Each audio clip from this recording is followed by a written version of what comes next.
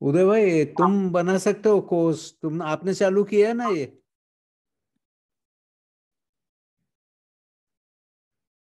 ये कौन है होस्ट इसका?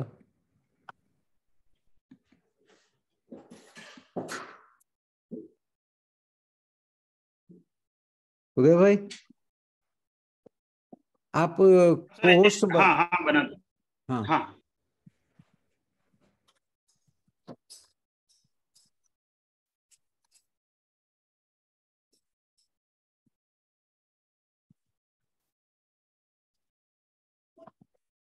और आई विल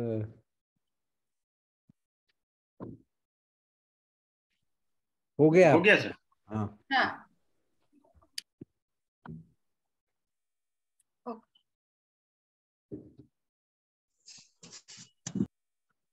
सो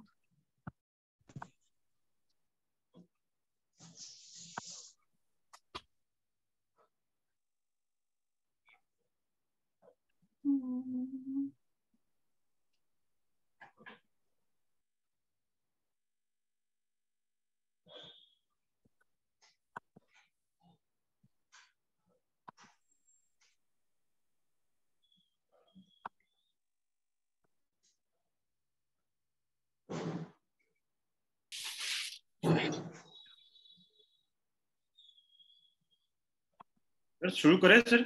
हाँ हाँ, मैं शुरू कर रही हूँ। जी।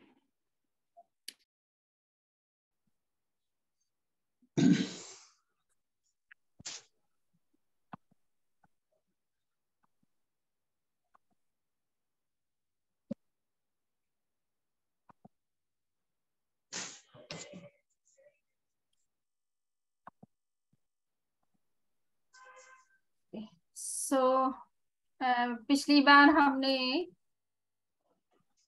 एक मिनट, स्लाइड शो।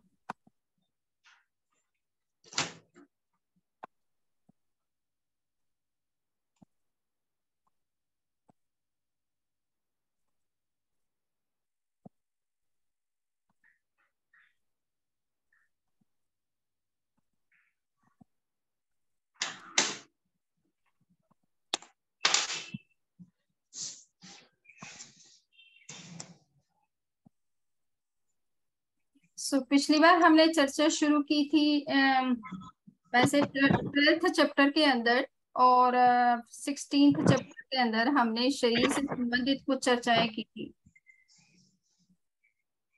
पर इस 21st चैप्टर के अंदर भी शरीर से संबंधित कुछ बातों पर चर्चा की गई है, और विशेष रूप से अवगाहना, जिसको कहते हैं एक प्रकार से हाइट और लेंथ और विड्थ बॉडी की कितनी होती है।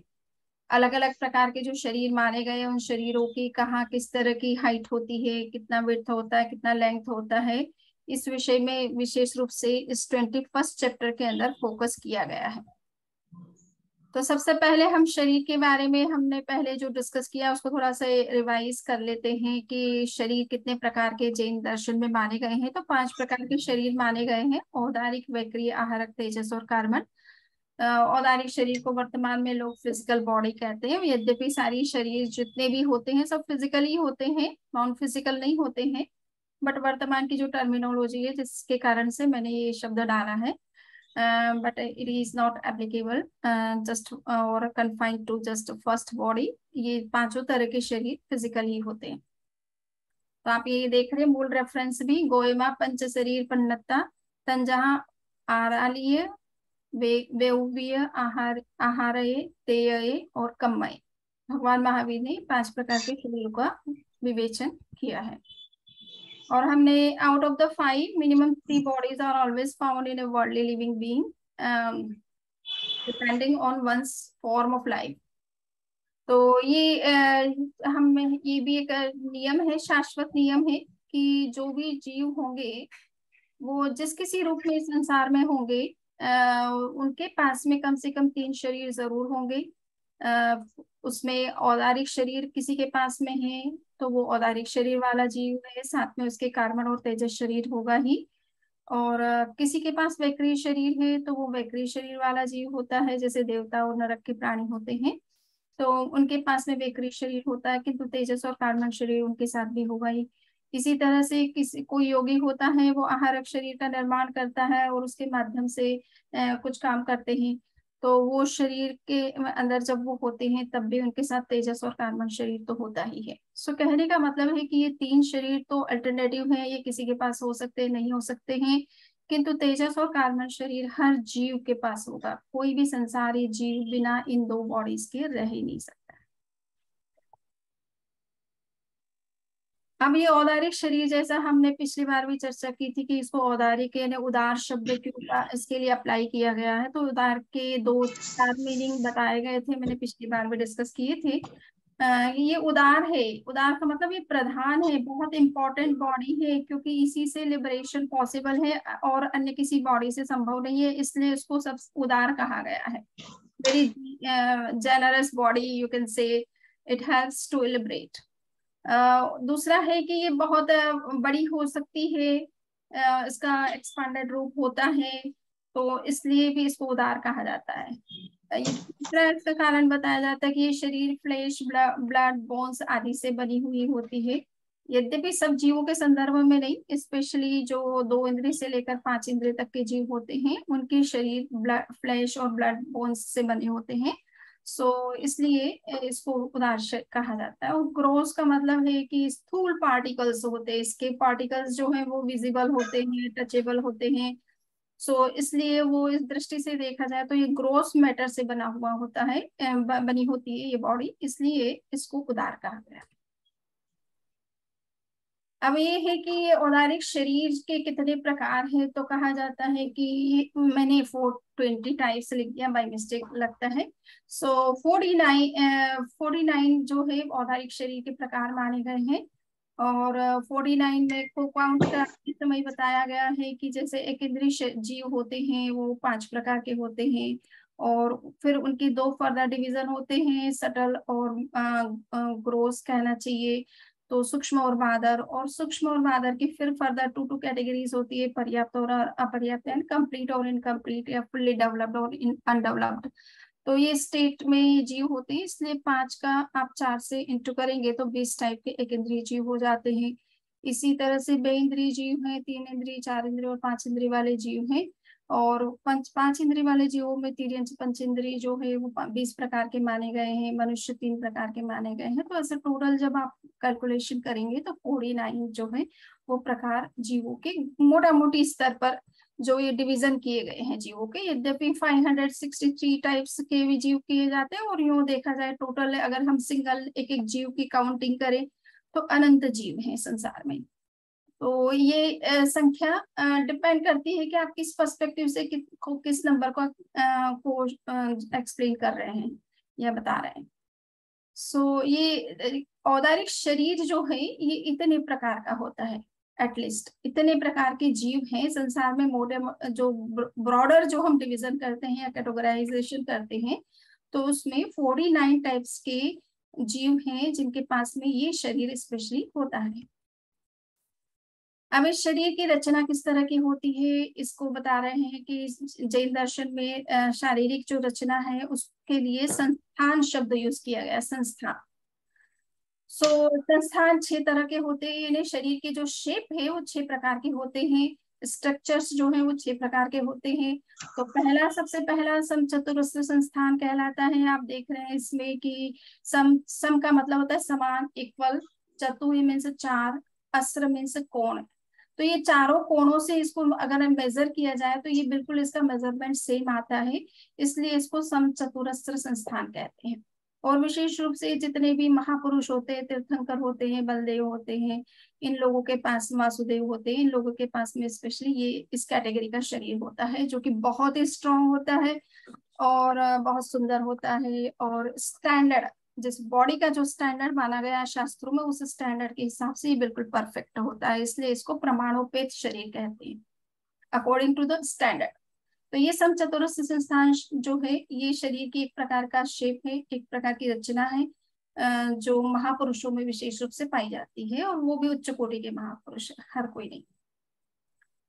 दूसरा है न्यग्रोध परिमंडल संस्थान कहलाता है। न्यग्रोध जिसे हम पीपल का वृक्ष कहते हैं, वट वृक्ष कहते हैं, तो उस शेप का बॉडी जो होती है उसको नग्रोध परिमंडल संस्थान कहते हैं। इसमें आप देखते हैं कि पीपल का वृक्ष ऊपर की तरफ बहुत अच्छे से फैला होता है, बहुत सुंदर लगता है, पर नीचे से पतला होता है उसका स्ट्रक्चर।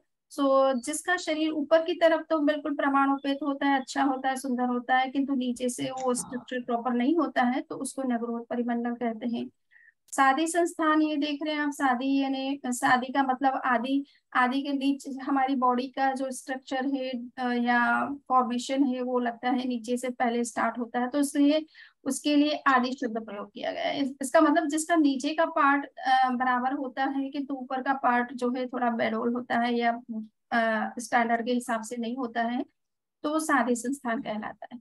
कुब्ज है, ये देखिए कुब्ज में ये होता है कि इसकी बॉडी के अलग अलग जो बोन्स है वो प्रॉपर नहीं होते हैं, आगे पीछे निकले हुए होते हैं, तो टेढ़े मेढ़े होते हैं।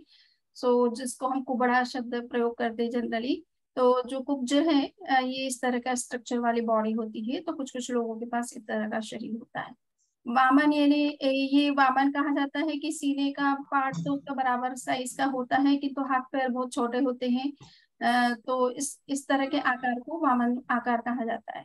और हुंड आप देख रहे हैं कि बहुत ही कुरूप होता है, और एक तरह से जैसे पक्ष हमारे शरीर पर रोए होते हैं, तो ये वो थोड़ा शरीर सुंदर लगता है, और विदाउट रोए का शरीर कैसा लगता है। सो बहुत ही भयानक होता है ये शेप, हुंड संस्थान कहलाता है। तो ये 6 तरह की शारीरिक रचनाएं हैं जिनको संस्थान के नाम से जाना जाता है शास्त्रीय भाषा में या तात्विक दृष्टि से। सो औलारिक शरीर वाले जीवों के पास में डिपेंड करेगा कि वो जीव किस तरह के हैं।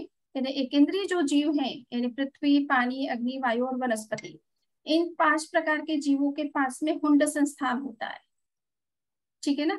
तो वो 6ठी कैटेगरी का है, यानी बिल्कुल वो स्टैंडर्ड के हिसाब से बिल्कुल परफेक्ट नहीं होता है, और दिखने में भी बहुत सुंदर नहीं होता है। सो ऐसा संस्थान इन 5 तरह के जीवों में होता है। इसी तरह से जो समूर्छिन जीव होते हैं, चाहे वो किसी भी तरह के हों, तो उनके पास में भी हुंड संस्थान ही होता है। समूर्छिन जीव जो होते हैं, जो गर्भ से उत्पन्न नहीं होने वाले प्राणी होते हैं, उनका संस्थान भी इसी तरह का होता है, हुंड संस्थान होता है। और यस, और अपर्याप्त जीवों का आकार भी डिपेंड करेगा। सो जस्ट हमें ये देखना है कि ये 6 तरह की बॉडी स्ट्रक्चर्स माने गए जिनको संस्थान कहते हैं। 6 प्रकार के बोन स्ट्रक्चर्स भी होते हैं जिसकी चर्चा अभी यहाँ पर नहीं हुई है, किसी और चैप्टर में होगी, तब हम उसको डिस्कस करेंगे। तो ये बॉडी स्ट्रक्चर्स हैं जिनको संस्थान के नाम से बताया गया। तो औदारिक शरीर में वाले जीवों में 6 तरह के संस्थान पाए जा सकते हैं, परंतु डिपेंड करेगा कि वो कैटेगरी किस तरह की है। स्पेशली जो मनुष्य होते हैं और तिर्यंच 5 इंद्रिय वाले जो जीव होते हैं, उनमें 6 तरह के संस्थान की संभावना है। बाकी सब जीवों में 6 तरह के संस्थान नहीं होते। जैसे मैंने बताया कि इंद्रिय जीवों में हुंडक संस्थान होता है, 2 इंद्रिय से 4 इंद्रिय वाले जीवों में भी जो है वो संस्थान का जो कैटेगरी है वो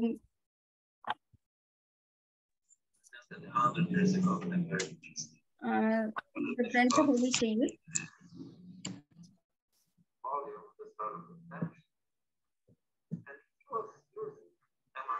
हाँ, उनमें भी इसी तरह से हुंड संस्थान होता है।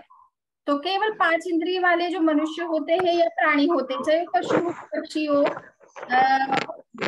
बैकग्राउंड में आवाज बहुत आ रही है, प्लीज।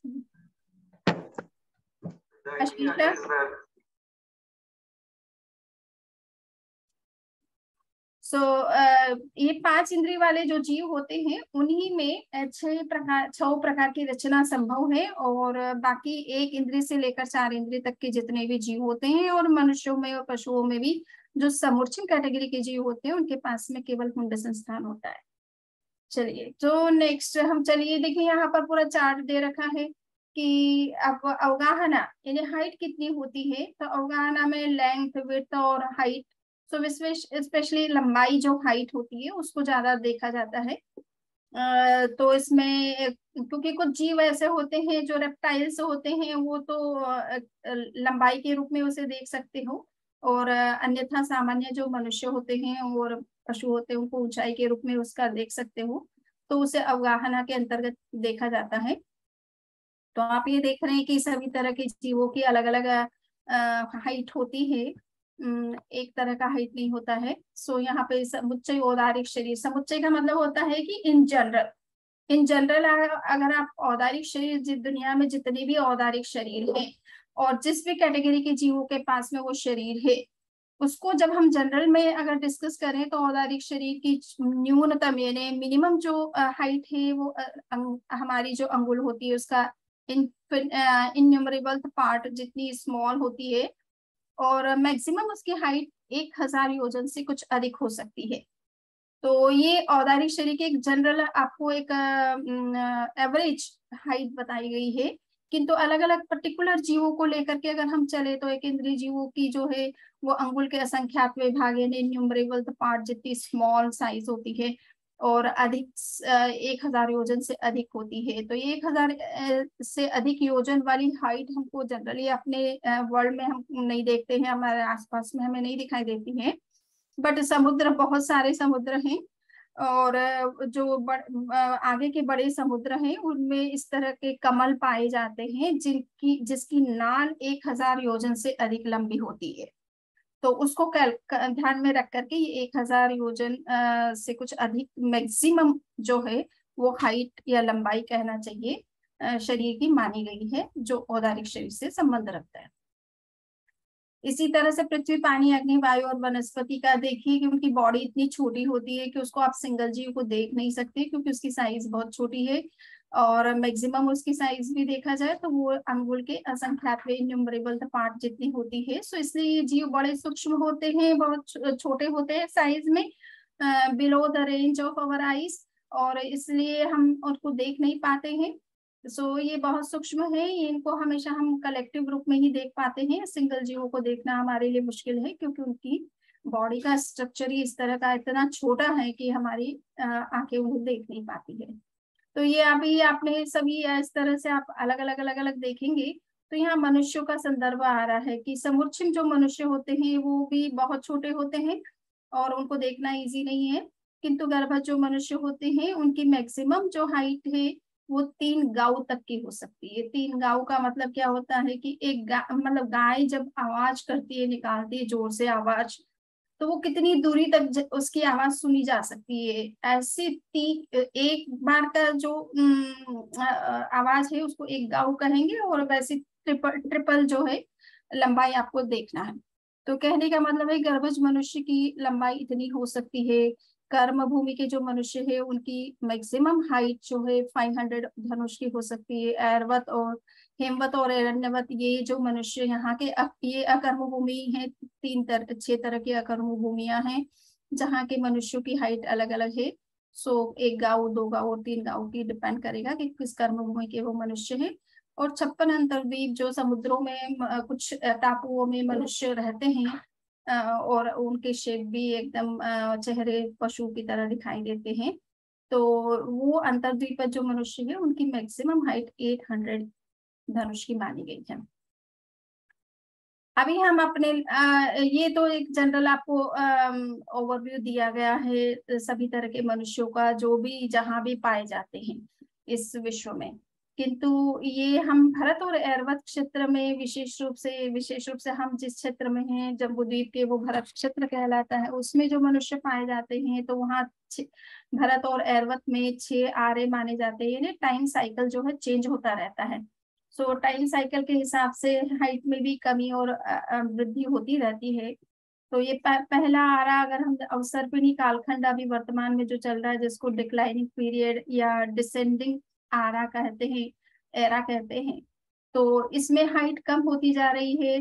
इसलिए जो क्या नाम है, डार्विन ने जो बात कही कि हाइट बढ़ रही है, तो जैनिज्म इस बात को एक्सेप्ट नहीं करता है क्योंकि ये वर्तमान में डिक्लाइनिंग पीरियड चल रहा है, इसमें हर चीजें डिक्लाइन करती है, तो हाइट भी डिक्लाइन कर रही है। पहले की हाइट और आज की हाइट में बहुत अंतर हो गया है।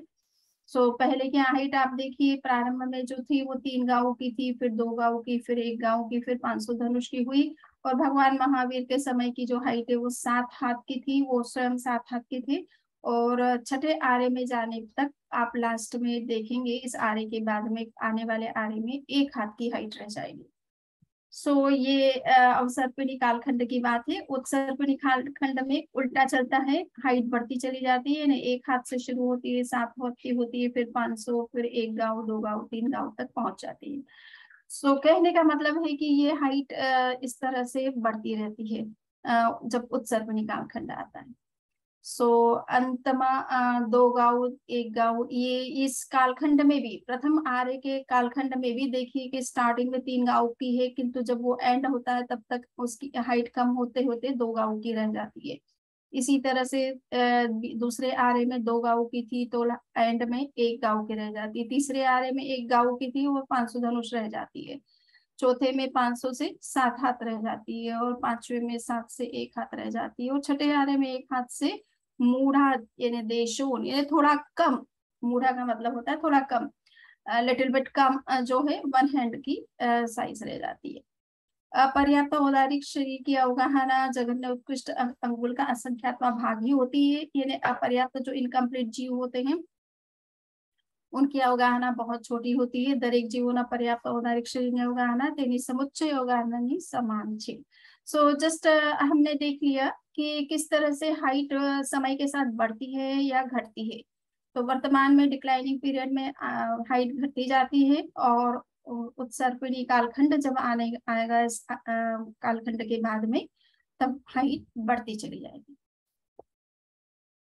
अब हम चल रहे हैं वैक्री शरीर। वैक्री शरीर का मतलब होता है कि जो शरीर अनेक प्रकार के रूप धारण कर सकता है, या अनेक प्रकार के रूपों में परिवर्तित हो सकता है, छोटा हो सकता है, बड़ा हो सकता है, और अदृश्य भी हो सकता है।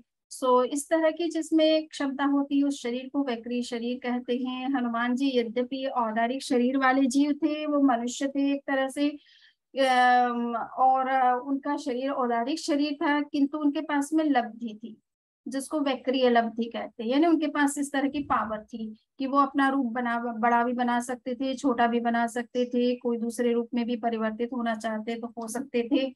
ये क्षमता उनके अंदर थी। तो ये लब्धि भी होती, वैक्रीय लब्धि से मनुष्य भी इस तरह से रूप बदल सकता है अपना। किंतु देवताओं में और नरक के प्राणियों में ये क्षमता बाय बर्थ होती है। उनके बॉडी का स्ट्रक्चर ही वैसा होता है कि वो चाहे जैसा रूप धारण कर सकती है।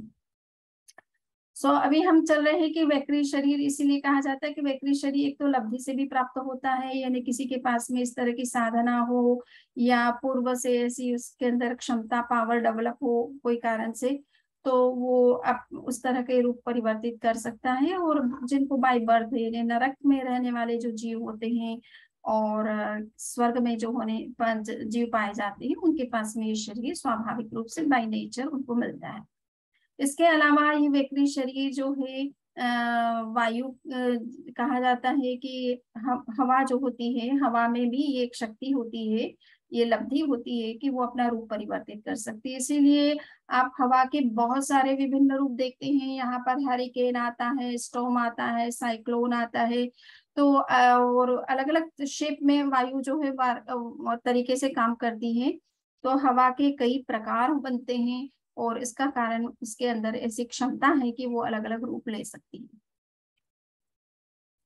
सो इसीलिए कहा जाता है कि ये तेजस शरीर वैक्रीय शरीर जो है 2 तरह के जीवों को मिलता है। एक तो वायु को मिल सकता है, हवा को ये रूप ये शरीर बनाने की क्षमता उसमें होती है, या फिर 5 इंद्रिय वाले जो जीव होते हैं उसमें मनुष्य भी हो सकते हैं, पशु भी हो सकते हैं, देव भी हो सकते हैं, नरक के प्राणी भी हो सकते हैं। तो उनको भी ये शरीर प्राप्त हो सकता है।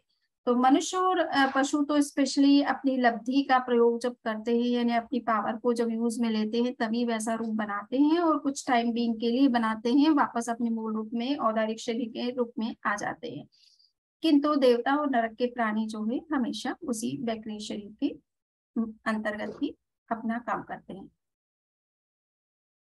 सो आप यहाँ पर देख रहे हैं कि वैक्री शरीर के 119 जो है वो टाइप्स बताए गए हैं, क्योंकि नरक के प्राणी 14 प्रकार के माने गए हैं, देव जो है 98 प्रकार के माने गए हैं, मनुष्य 1 प्रकार के हैं जिनके पास में ये शक्ति होती है, और तिर्यंच 5 प्रकार के हैं जिनमें वैक्रीय शक्ति होती है।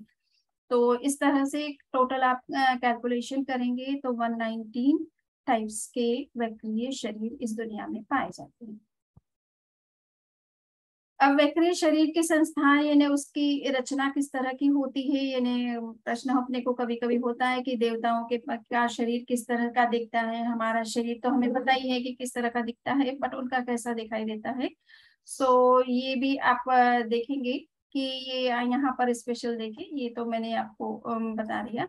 यहाँ पर ये देखिए कि जीव जो है वायुकाय के जो जीव होते हैं वो वैक्रीय शरीर बनाते हैं, तो उनका वैक्रीय शरीर हमेशा एक तरह से ध्वजा की तरह दिखता है, यानी जिसको फ्लैग कहते हैं। तो उनका शरीर चूंकि वो फ्लैग की तरह ही हवा का स्वरूप होता है, इसलिए उसका संस्था, परंतु वो फ्लैग के माफिक दिखता भले है वो शरीर की रचना, बट वो हुंड संस्थान के अंतर्गत ही आता है, वो कोई प्रॉपर परफेक्ट और स्टैंडर्ड बॉडी स्ट्रक्चर नहीं है। संज्ञेय और तिर्यंच होते हैं, मतलब जिनके मन का विकास होता है, ऐसे जो भी 5 सेंस्ड एनिमल बीइंग्स हैं या बर्ड्स हैं, तो उनके और मनुष्यों के पास में ये शरीर की संभावना हो सकती है, क्योंकि उनके पास इस तरह की शक्ति का विकास हो सकता है, साधना से वो उस तरह की शक्ति विकसित कर लेते हैं अपने अंदर। सो वो चाहे जैसा रूप अपना बना सकते, तो डिपेंड उनको किस तरह का रूप बनाना है। जैसे हम जैन धर्म के इतिहास में मिलता है कि स्थूलिभद्र ने शेर का रूप बनाया था, तो कोई शेर का रूप बनाना चाहता है शेर बना ले, कोई और किसी की तरह का रूप बनाना चाहे तो वो बना सकता है, तो it depends on their interest और देयर पर्पस।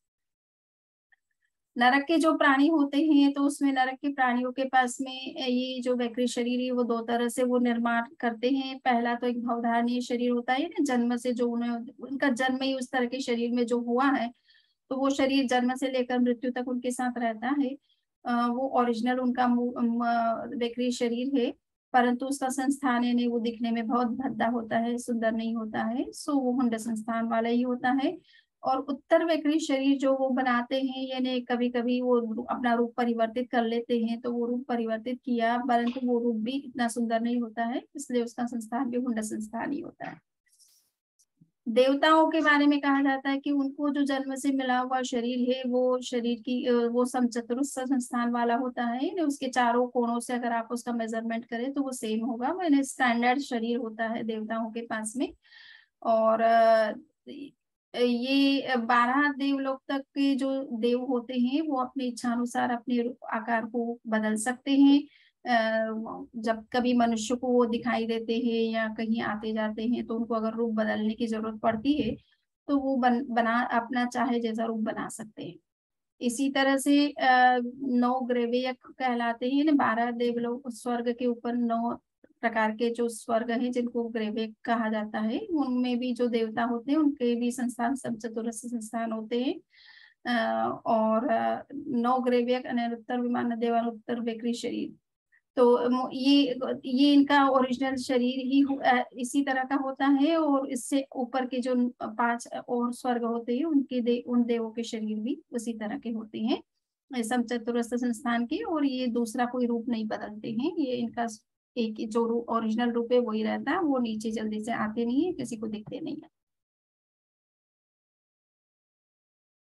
आहारक शरीर, आहारक शरीर का मतलब है कि कम्युनिकेशन बॉडी है ये एक प्रकार से, और विशेष रूप से जिनको 14 पूर्वों का ज्ञान होता है, ऐसे जो संत होते हैं मुनि होते हैं, उनके पास में ये शक्ति होती है कि वो एक इस प्रकार का एक स्फटिक का एक बहुत छोटा एक हाथ की लंबाई होती है, ज्यादा लंबाई नहीं होती इस बॉडी की, और ये सफेद स्फटिक की तरह बहुत ही सुंदर और बहुत फाइन मैटर से बना हुआ होता है।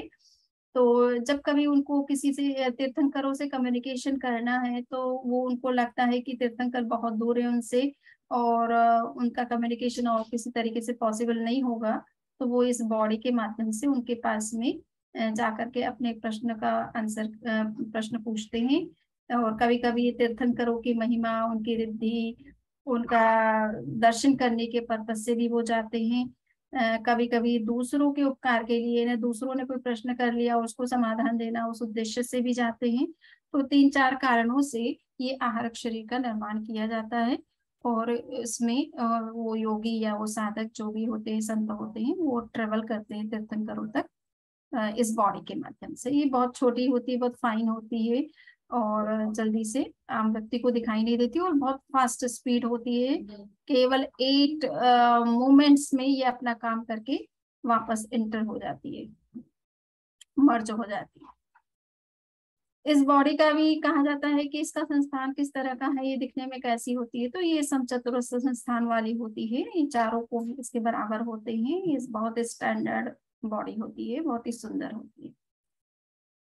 अब हम चल रहे हैं तेजस और कार्बन शरीर को लेकर के। तेजस और कार्बन शरीर दोनों चूंकि हमेशा साथ साथ रहते हैं और किसी भी प्रकार का जीव क्यों ना हो, सबके साथ ये दो बॉडीज हमेशा रहती है जब तक वो मोक्ष प्राप्त नहीं करता है ना, शरीर से मुक्त नहीं होता है। तो इसलिए ये तेजस शरीर के हम कार्बन शरीर और तेजस शरीर का नंबर, अवगाहना, everything is the same. Just अभी हम तेजस शरीर कुछ खास बातें हैं तो वो हमें समझना है कि तेजस शरीर दो तरह का होता है, निस्सरण ऋणात्मक शरीर और एक निस्सरणात्मक शरीर। निस्सरणात्मक शरीर जो होता है वो बॉडी तक ही कन्फाइंड रहता है, यानी हमारे शरीर के अंदर जो डाइजेशन हो रहा है, हमारे शरीर में जो तेज दिखाई देता है, जो प्रकाश दिखाई देता है, जो रेडिएशन से बॉडी के निकलते हैं, सो ये सारी चीजें और बॉडी की जो भी फंक्शन है, हमारी जितनी भी एक्टिविटीज है, मेंटल, फिजिकल, वर्बल, जितनी भी एक्टिविटीज है, उन सबको गवर्न करने में, उन सबको कंटिन्यू करने में और बॉडी को पूरी तरह से फंक्शनल रखने में ये तेजस शरीर जो है काम करता है, जो कि अनिसरणात्मक होता है। वो शरीर से बाहर वर्क नहीं करता है, शरीर के भीतर ही वर्क करता है। किंतु निस्सरणात्मक जो शरीर होता है उसको आप उस एनर्जी को बाहर भी प्रोजेक्ट कर सकते हैं और उससे कुछ मिरेकल्स भी क्रिएट कर सकते हैं।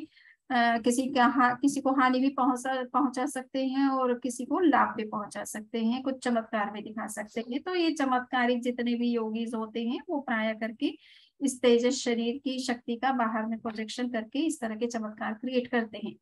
सो ये निस्सरणात्मक तेजस शरीर है। और आप यहाँ पर देख रहे हैं कि देखिए ये गौशालक है जो भगवान महावीर से ही दीक्षित हुए। वैसे दीक्षित क्या, उन्होंने कोई वैसे दीक्षा नहीं दी थी, परंतु ये अपने आप ही उनका चेले के रूप में उनके साथ में रहते थे और उनसे ही ये तेजस शक्ति किस तरह से अंदर में डेवलप करके बाहर में उससे चमत्कार किए जा सकते हैं, इस बात को उन्होंने सीखा था।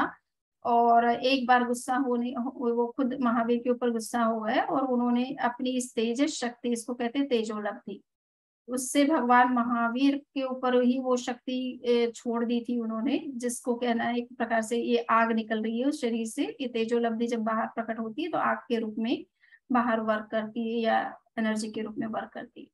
सो ये तेजस शरीर से उन्होंने भगवान महावीर को प्रक्षेप, मतलब महावीर के ऊपर जब प्रोजेक्ट किया तो उससे महावीर का शरीर जल गया था और उसके कारण से 6 मंथ तक उनको एक तरह से ज्वर रहा और ब्लड मोशंस भी हो रहे थे और तकलीफ रही उनकी। और ये देखिए एक मुनि है जो उन्होंने इसको जो है कुछ कहा कि तुम इस तरह का व्यवहार अच्छा नहीं है, तो उसने 2 मुनियों को पूरी तरह से जला ही दिया वहीं पर। तो ये आप देख रहे हैं यहाँ पर, तो 2 मुनि भगवान महावीर की जो उस पास में खड़े थे और उन्होंने भगवान महावीर के प्रति उस तरह का अभद्र व्यवहार करते हुए, बात करते हुए देखा, तो उन्होंने उसको कुछ कहा तो उसने गुस्से में दोनों मुनियों को जला करके भस्म कर दिया एक तरह से। तो ये इस तरह की ये तेजो शक्ति होती है। इससे कहा जाता है कि 16 देशों को, 16.5 देशों को जलाया जा सकता है, इतनी पावर मनुष्य के अंदर डेवलप हो जाती है। तो ये इसका प्रयोग उन्होंने, गौशालक ने भगवान महावीर पर स्वयं पे किया था। और ये तेजस शरीर हम ये तेजस बॉडी का रिफ्लेक्शन अपन ने पिछली बार चर्चा की थी कि 6 लेशाओं के रूप में, इन्हें रेडिएशंस के रूप में हमारी बॉडी के आसपास में इस बॉडी का रिफ्लेक्शन अपने को देखने को मिलता है। और जो भी इस तरह की जो चक्र को जगाने के लिए जो एनर्जी कुंडलिनी शक्ति है, तो ये भी एक प्रकार से तेजस शरीर का एक पावर है जो वर्क करता है। योग शक्ति में इसका बहुत उपयोग किया जाता है। और कहा जाता है कि ये तेजस शक्ति से जुड़े हुए जो पार्टिकल्स है, मैटर है, ये हमें कितने डायरेक्शन से मिल सकते हैं। तो ये एक्यूपंक्चर, एक्यूप्रेशर में सुजोग, रेकी, पारनिक, ये सब तेजस शरीर के प्रोजेक्शन है कि वो बाहर में उस एनर्जी का प्रोजेक्शन करके किसी को की बीमारी को भी आप ठीक कर सकते हैं। सो नाउ ओके, सो अब ये देखना है कि ये तेजस और कार्बन शरीर कितने प्रकार के हो सकते हैं। तो चूंकि आप तेजस शरीर का जिस तरह का स्ट्रक्चर है और जितने वे प्रकार बताए गए हैं, जो हाइट बताई गई है, वो सब कुछ कार्बन शरीर पर भी लागू होती है। इसलिए तेजस कार्बन और शरीर के 161 टाइप्स ऑफ भेद बताए गए हैं, प्रकार बताए गए हैं। ये तो जस्ट मोटा मोटी जो है डिवीजन किया गया है, ब्रॉडर जो डिवीजन किए गए हैं वो एक तरह से कैलकुलेट किए गए हैं। बाकी यूं देखा जाए तो हर जीव के पास, संसार में अनंत जीव है, सभी के पास में तेजस और कार्बन शरीर होता है। तो एक इंद्रिय शरीर जीव जो है 20 प्रकार के, 2 इंद्रिय 2 प्रकार के, 3 इंद्रिय 4 इंद्रिय 2 प्रकार के, और पंचेंद्रिय जीव 135 प्रकार के मान करके हम टोटल कैलकुलेशन करते हैं तो ये 161 टाइप्स ऑफ नंबर आ जाता है, और 563 टाइप्स भी माने जाते हैं, और अनंत भी कह सकते हो। तो ये तेजस और कार्बन शरीर के इतने प्रकार होते हैं। अब एक बात आती है कि जो ये लास्ट का एक पॉइंट है कि ये शरीर जो निर्मित होते हैं तो उससे संबंधित जो मैटर एनवायरनमेंट से लिया जाता है जीव के द्वारा, तो औदारिक शरीर का मैटर लेने में कहाँ से जीव लेता है, इसी तरह से अन्य शरीरों के निर्माण में जीव कहाँ से वो मैटर ग्रहण करता है। तो इस संदर्भ में कहा गया कि औदारिक शरीर के जो जीव होते हैं वो 3, 4 या 5 दिशाओं से मैटर को ग्रहण करते हैं, किंतु बाकी जितने भी शरीर हैं उनके निर्माण में 6 दिशाओं से जीव मैटर को ग्रहण कर सकता है। सो ये औदारिक शरीर के संदर्भ में 3, 4, 5 क्यों कहा गया है, तो इसमें ये ध्यान में रखना है कि कुछ जीव जो हैं वो लोक के अंत में उत्पन्न होते हैं, और वहां पर फिर उनके सामने कभी कभी 3 डायरेक्शन से ही ओपन होती है, तो वो वहां से ग्रहण करते हैं। किसी के सामने 4 होती है, किसी के सामने 5 होती है, किंतु 6 दिशाएं उसके लिए ओपन नहीं है, क्योंकि वो बिल्कुल लोक के एंड में है, और एक दिशा उनके लिए क्लोज हो जाती है, क्योंकि उसके बाद आलोक शुरू हो जाता है। सो इसलिए वो 6 डायरेक्शन से ग्रहण नहीं करते, किंतु हाँ, लोक के अगर मध्य में कोई जीव है तो वो 6 दिशाओं से मैटर को ग्रहण कर सकता है। तो कहने का इतना सही मतलब है कि ये शरीर जितने भी निर्मित होते हैं, जिस किसी मैटर से निर्मित होते हैं, वो मैटर पूरे वर्ल्ड में है, स्प्रेड है, और जहां कहीं जीव है वहां से वो उसको ग्रहण करके अपनी बॉडी का निर्माण कर सकता है। तो इसी के साथ आज का ये मेरी चर्चा पूरी होती है। अगर किसी के कोई क्वेश्चन है तो कर सकते हैं। वंदनामि नमः स्वामी। हाँ। मैं अपनी जिज्ञासा प्रस्तुत करूं? ओके, बिल्कुल।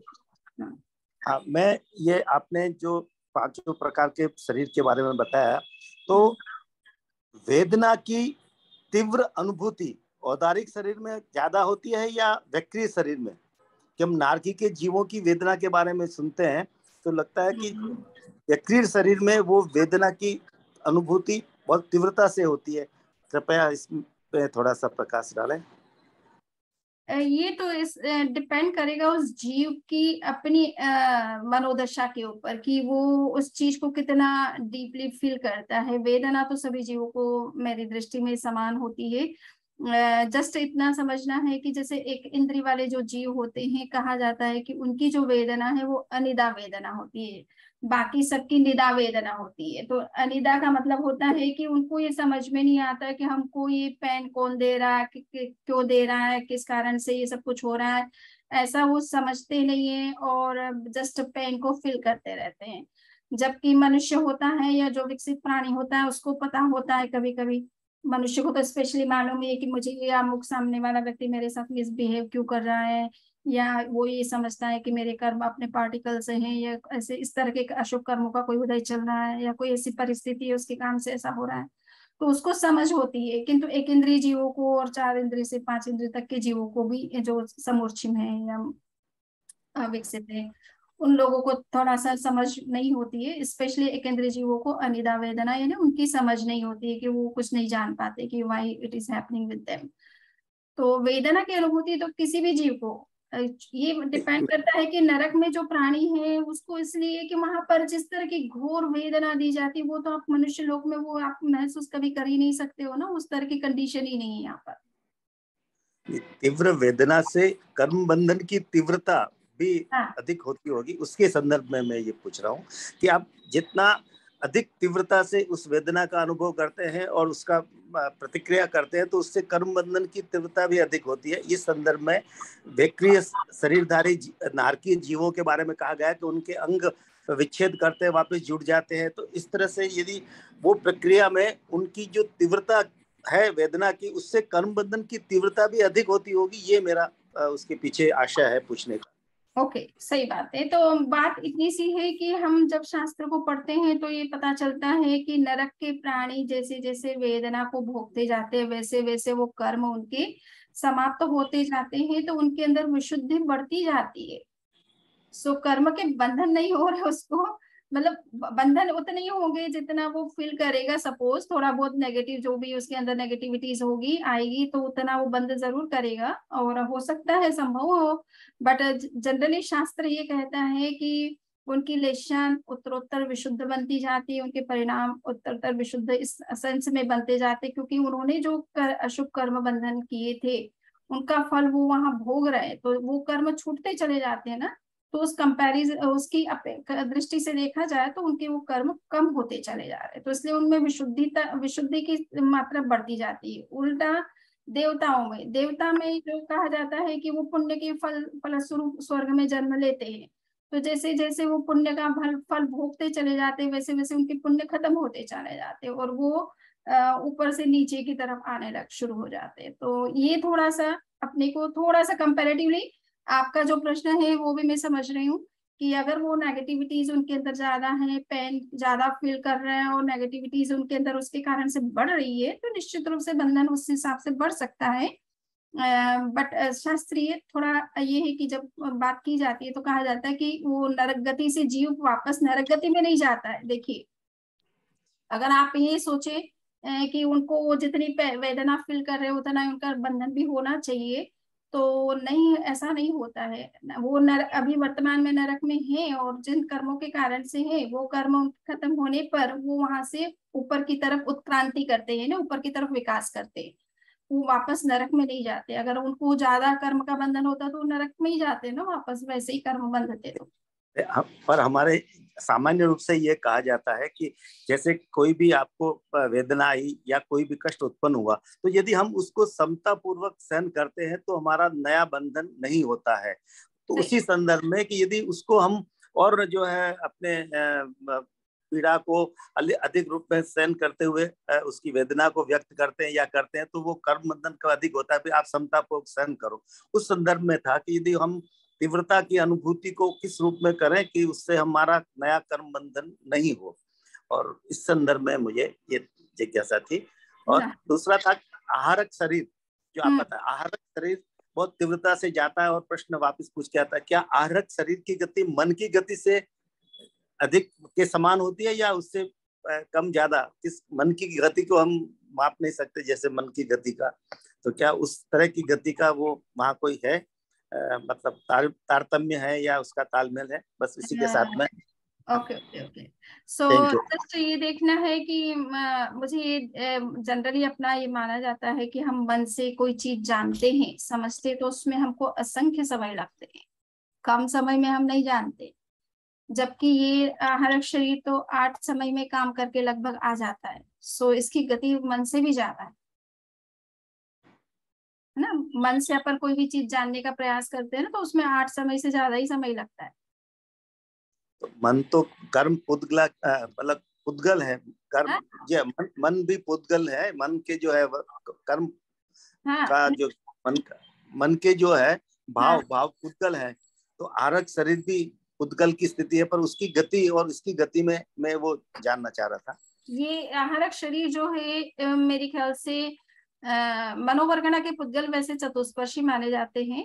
आहारक शरीर के पुद्गलों को देखना है कि वो चतुष्पर्शी माने जाते हैं या नहीं माने जाते, बट स्पीड में मुझे लग रहा है कि वो मन से ज्यादा स्पीड है उसकी। Yes, thank you.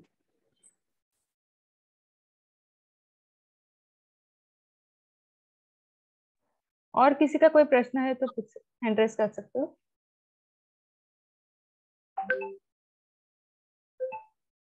मेरे कुछ प्रश्न थे।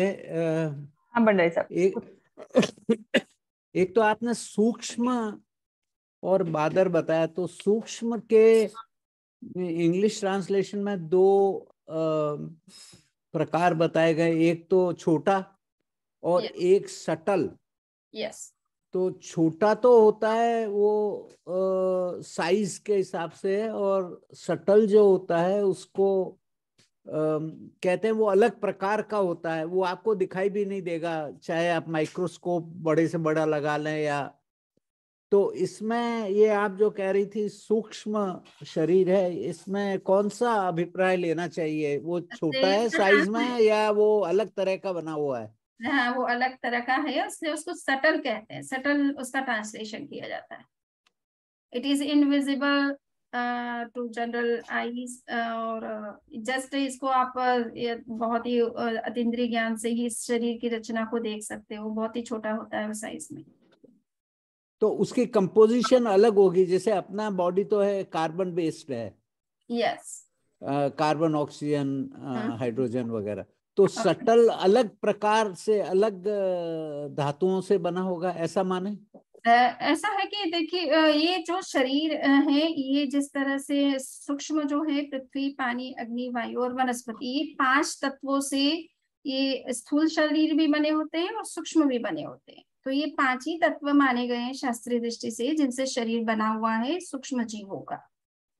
सो ये पृथ्वी के जीव हैं वो पृथ्वी तत्व से बने हैं, पानी के जीव अगर सूक्ष्म है तो पानी से बने हुए हैं, और अग्नि के जीव है तो अग्नि तत्व से बने हुए हैं। तो कहने का मतलब है कि अभी वर्तमान की आपकी जो भाषा है वो कार्बन वगैरह, ये लैंग्वेज तो उस समय नहीं थी ना। उस समय पृथ्वी, पानी, अग्नि, वायु और आकाश, ये 5 तत्व माने गए हैं। या अपन जो पृथ्वी, पानी, अग्नि, वायु और वनस्पति, प्लांट्स, सो ये 5 तरह के तत्व माने गए। इनसे ही इनके सूक्ष्म जीवों के शरीर बने होते हैं, इन्हीं से बादर जीवों के बने होते हैं। बादर विजिबल होते हैं, सूक्ष्म इनविजिबल होते हैं, सटल होते हैं। ठीक है। दूसरा एक दो प्रश्न और थे। एक तो आपने समूर्छित जीव बताए थे, वो थोड़ा एक्सप्लेन करेंगे, मेरे समझ में नहीं आया।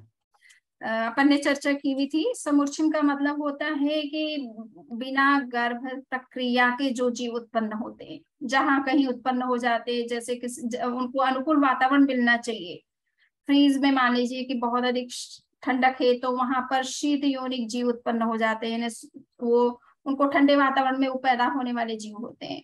गर्मी के वातावरण में कुछ अलग तरह के मच्छर होते हैं, तो वो गर्मी के वातावरण में पैदा होने वाले जीव है।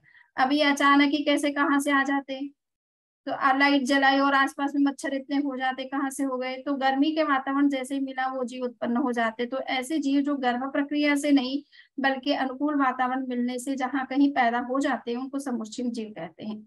सो वो 1 इंद्रिय से लेकर 5 इंद्रिय तक के सभी प्रकार के जीव हो सकते हैं, सभी में समूर्छिम जीवों की कैटेगरी हो सकती है। अच्छा, ऐसा है, मतलब Especially- पंचेंद्रिय भी? no, sorry, by mistake. समूर्छिम जीव स्पेशली मनुष्य, जो 5 इंद्रिय वाले जो जीव होते हैं, पर ये समूर्छिम न हो। हाँ, 1 इंद्रिय से लेकर के 5 इंद्रिय तक के सभी जीव समूर्छिम। आप ये सोचिए कि 5 इंद्रिय वाले जो जीव होते हैं वो दोनों कैटेगरी के, समूर्छिम भी है और गर्भज भी है। बाकी सभी तो समूर्छिम कैटेगरी के ही जीव होते हैं। ये अच्छा। आप अनुकूल वातावरण जहाँ कहीं आप देंगे, आप लैब में दें, लेबोरेटरी में दें, चाहे बाहर किसी इस तरह का वातावरण क्रिएट करें, तो ये जीव उत्पन्न हो जाते हैं वहां पर। अच्छा, हाँ, that is a new angle to it, कि पंचेंद्रिय भी वातावरण से उत्पन्न हो जाते हैं। उत्पन्न हो जाते हैं। हाँ, एक दो और कमेंट्स थे। एक तो आपने ये जो आहारक शरीर है इसको कम्युनिकेशन बॉडी कहा है।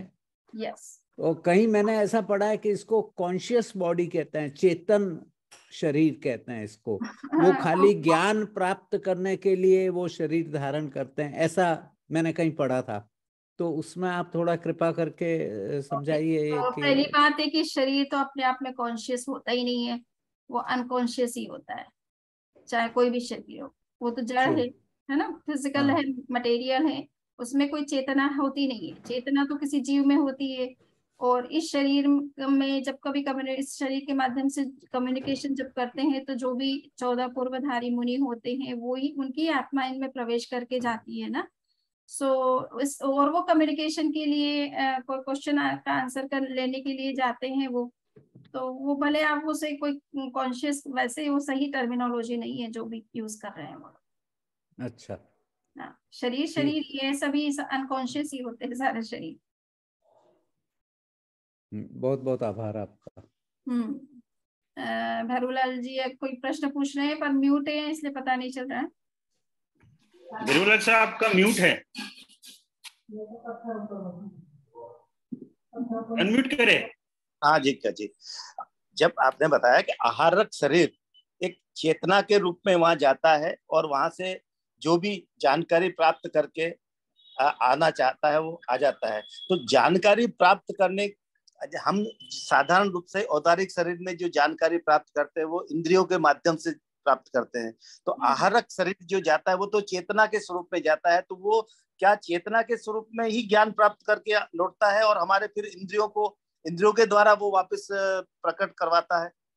ये नहीं, जो 14 पूर्वधर मुनि होते हैं जो शरीर का निर्माण करते हैं वो ही तो ट्रेवल करते हैं उस बॉडी के माध्यम से, वही तो ट्रेवल ज्ञान जो प्राप्त करता है, ज्ञान जो वो आहारक शरीर वहां से लेता है, नहीं वो तो ज्ञान मैं सपोज आप देखिए इस औदारिक शरीर में भी हम ज्ञान करने वाला कौन है, हमारा आत्मा है।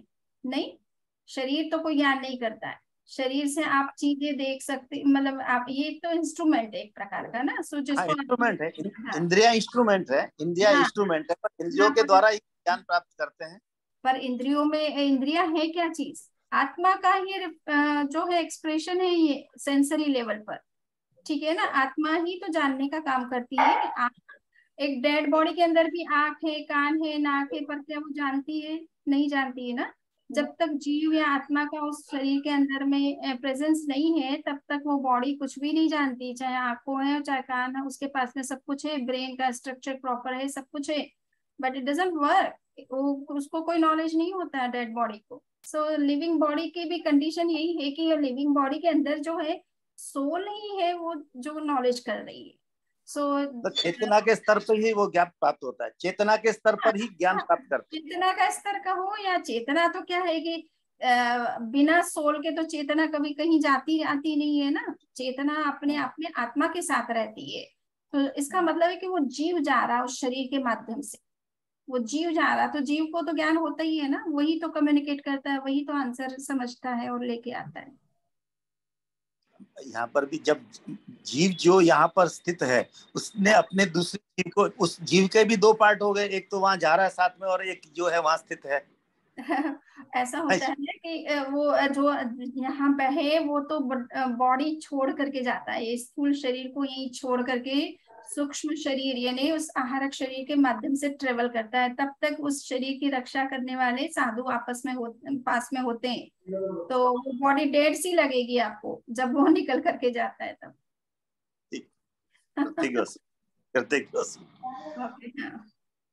तो समझी जी उस टाइम कर्म बंध कौन से शरीर करेगी, आहारक शरीर करेगी कर्म बंध की जो, क्योंकि बाकी दूसरी बॉडी जो है औदारिक बॉडी वो तो हाँ उसमें तो आत्मा अभी तो है ही नहीं, ऐसा कह सकते हैं। जब योग की बात आती है ना, 15 प्रकार के योग यानी 15 प्रकार की क्रियाएं हाँ होती है, हाँ तो उसमें आहारक शरीर की अपनी क्रिया मानी गई है ना, हाँ ठीक है ना।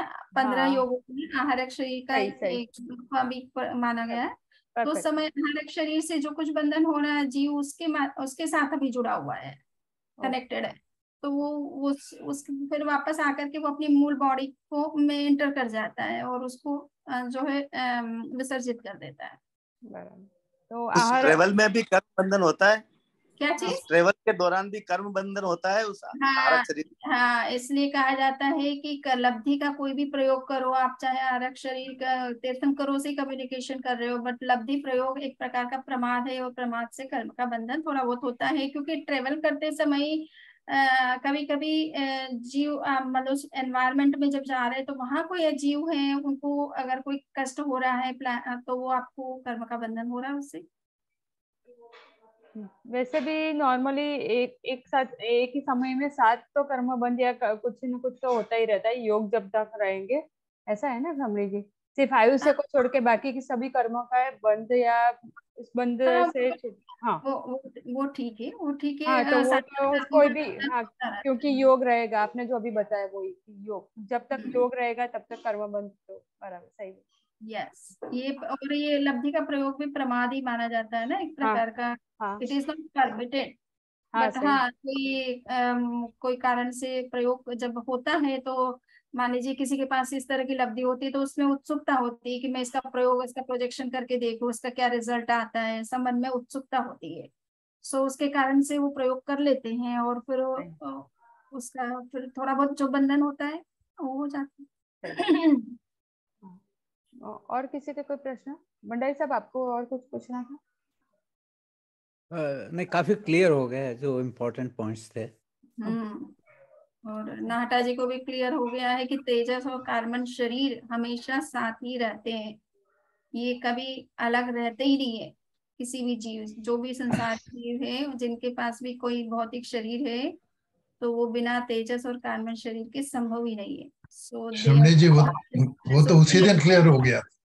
जस्ट इसलिए बता रही कि आज के चैप्टर में ये बात आ भी गई, इसलिए मैं बता रही हूँ पुस्तक। ओके, सो आई थिंक हाँ समझे जी, जो अभी भेरूलाल जी जो पूछ रहे थे उसके लिए मुझे पूछना था कि उन्होंने वैक्रिय शरीर और औदारिक शरीर का जो कंपैरिजन बता, मतलब प्रयास किया था कर्म बंध के और कर्म से मुक्त होने के लिए, तो उसमें अध्यवसाय और लेशिया को इम्पोर्टेंस देंगे कि शरीर के साथ वो लेशिया का रिलेशन रहता है उसको इम्पोर्टेंस देंगे? किस तरह से हम उसको समझेंगे? किसके संदर्भ में आप पूछे? उन्होंने पूछा ना जो नारकी के जीव का, और आपने जो एक्सप्लेनेशन दिया ना, तो हाँ, तो उसमें शरीर के साथ लेशिया और अध्यवसाय को समझेंगे या किस तरह से उसको समझेंगे? थोड़ा सा मुझे उस टाइम क्लैरिटी नहीं हुई, इसलिए मैं क्लैरिटी के लिए पूछ रही हूँ। हाँ, तो वो मूल शरीर तो छोड़िए, शरीर की कोई खास बात नहीं। शरीर जो भी मिला सो मिला, वो तो कोई बात नहीं। कर्म के बंधन तो हमारे अध्यवसायों से, हमारे विचारों से ही होते हैं। सो हमारे अंदर किस तरह के भाव हैं और किस तरह के हम क्रिया करते हैं, ये दो चीजें मूल मेन रोल अदा करती है। हाँ, तो तो शरीर, आपका कहना वही, हाँ आपका कहना वही था ना? हाँ, इंटेंसिटी ऑफ नेगेटिविटीज कितनी है या आप किस तरह का एक्शन ले रहे हो, उस एक्शन पर डिपेंड करेगा कर्म का बंधन सारा। हाँ, तो बस वही मुझे फाइनल कंक्लूजन नहीं समझ में आया था कि शरीर का रोल रहेगा कि नहीं रहेगा ज्यादा, इसलिए। नहीं, वो तो वेदना के संदर्भ में पूछ रहे थे ना, शरीर का कोई हाँ, बात नहीं है, हाँ, शरीर की बात नहीं है, वेदना की बात है कि भाई किसी को कष्ट ज्यादा हो रहा है तो उसके अंदर क्या भाव होगा। समता का भाव नहीं होगा तो उसको कर्म का बंधन ज्यादा होगा। तो समता अपने आप में एक इम्पोर्टेंट चीज है जो स्पिरिचुअल ग्रोथ के लिए काम करती है। परंतु सामान्य जीव जो है वो बिना स्पिरिचुअल पर्पस के भी कष्ट तो बहुत सहन करता है और बड़े मतलब संभाव से भी कभी कभी सहन करता है। वो समता को समझता कुछ नहीं है, या लक्ष्य उसका कुछ समता का नहीं है, परंतु विवशता है उसकी। वो जीव उस तरह की स्थिति में है तो वो विवश है कि उसको गरीब है तो वो क्या करेगा, उसको कष्ट जो आता है लाइफ में वो चुपचाप सहन करता ही है। बट ये सोच करके नहीं करता है कि इससे मेरा ये कोई समता का मैं अभ्यास करूं या स्पिरिचुअल ग्रोथ के लिए मैं इस तरह से सहन करूं, ऐसा उसका लक्ष्य नहीं होता है। सही। तो परंतु सहन थोड़ा बहुत जो कुछ भी कर रहा है उससे उसकी थोड़ी विशुद्धि होती रहती है, उसी से कर्म की निर्जरा होती रहती है उसकी। सही। तो मुझे लगता है ज्यादातर सभी के डाउट्स क्लियर हो गए, तो यहाँ का सेशन अपने यहाँ समाप्त कर सकते हैं। तो और किसी के कोई क्वेश्चन नहीं है तो मैं समरी जी को अंतिम मंगल के लिए विनंती करूं। हाँ समरी जी, अंतिम मंगल, आज का अंतिम। मंगलम अर्हंता मंगलम सिद्धा मंगलम साहु मंगलम केवली पंडितो धम्मो मंगलम। चत्तारि लघुत्तमा अर्हंता लघुत्तमा सिद्धा लघुत्तमा साहु लघुत्तमा केवली पंडितो धम्मो लघुत्तमो। चत्तारि शरणं प्रवक्ष्यामि अर्हन्ते शरणं प्रवक्ष्यामि सिद्धे शरणं प्रवक्ष्यामि साहु शरणं प्रवक्ष्यामि केवली पंडितं धम्मं शरणं प्रवक्ष्यामि। सबकी ओर से आपका बहुत बहुत हाँ, आभार बहुत व्यक्त बहुत आभार। करते हैं। हाँ, बहुत सुंदर आपने समझाया, सब क्लियर हो गया। अशेषा बहन, इसके नोट्स का क्या प्रोग्रेस है? नोट्स जो हाँ जसवंत जी आप बता रहे हो, मैं बताऊं? जैसे जो अभी करंट सेशन जो बनते रहते हैं ना सर, उसके